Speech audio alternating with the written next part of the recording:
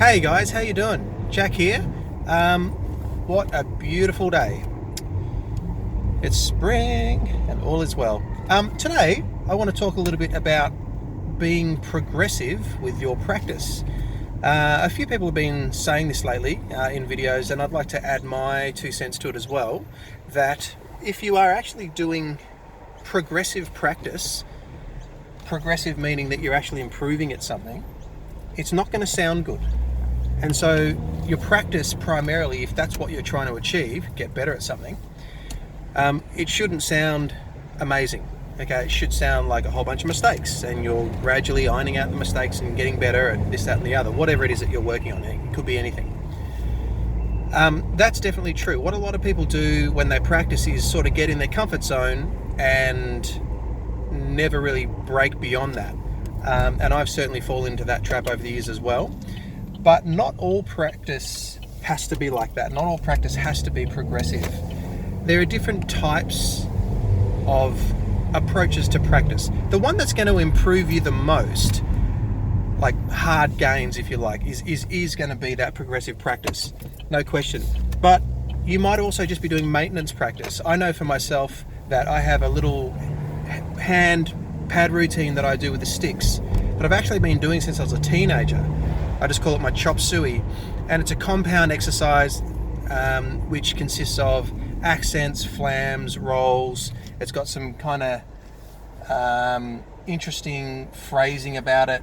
I wouldn't say it's polyrhythmic, but it's certainly not basic either. So it's a challenge as far as the counting is concerned as well. And I do that every now and again just to make sure that my hands aren't going backwards. I'm not getting better at anything, but I'm making sure that I've still got the chops that I had yesterday, if you like. And there's nothing wrong with that either, as long as you're aware that you're not actually improving as such. So that would just be what I would call maintenance training. And I actually do a fair amount of maintenance training even at the gym, or if I'm running. I don't often, I'm not trying to get bigger and stronger. I'd like to be a bit fitter. But a lot of the stuff that I'll do at the gym will just be maintenance work as well, just trying to have reasonable muscle mass, which is great for your metabolic rate, great for keeping strong, bone density, all the things that we know. And just trying to give the lungs a bit of a tickle as well with a bit of cardio. And I mean, you get a lot of that just from playing drums anyway. But then there's also a different type of practice as well. So you have progressive, you have maintenance, and then another type of practice would be polish. Now that's a really important type of practice to do if you're getting ready for a performance, right?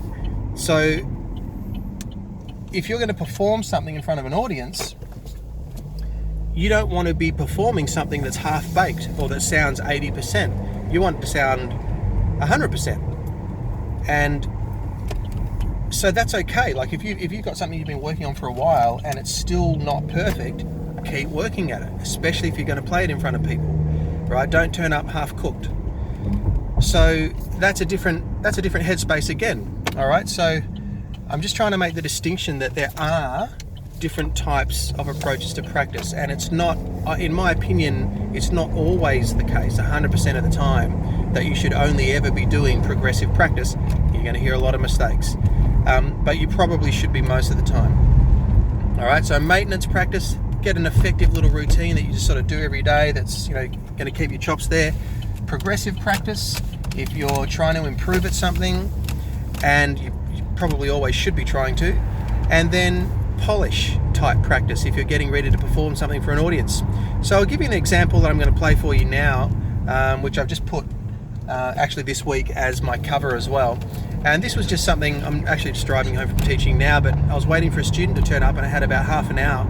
And I thought I'd try playing a foot ostinato figure triplets, because I've got a little double pedal hooked up to a practice pad. I just chuck it underneath my marimba because I like to noodle around with playing mallets and foot patterns at the same time. And I decided to play left, right, right, left, right, right. So da da da da da da da da da da da with my feet whilst playing. So that works really well in 6/8 or 12/8 time signature, obviously, or triplets. And I decided to play just this little Irish jig medley thing, which I've been playing and teaching for years, which is just a nice little tune. and I decided to try them at the same time. And the first few times I just couldn't get it at all. Like, it was just a complete disaster. And then eventually, muscle memory, it was like, okay, I've done this sort of thing before, it's not the end of the world. And eventually it started to kick in. It sounded quite nice. But I deliberately posted it online unedited, you know, not cutting out mistakes and whatnot. Like, if I was doing a drum DVD or a paid drum lesson or something, people don't want to hear me stuffing up all over the place, so I'd cut out mistakes if I was making them. But I just figured I'd put it online with the mistakes, you know, warts and all, just to illustrate that that is part of the process, you know. Anyway, so check that video out. And yeah, make sure that you're aware of what you're doing when you're practicing. Are you trying to get better? Is it just maintenance? Or are you trying to polish something for a performance? It's a different headspace each time. We'll see you next time. Bye.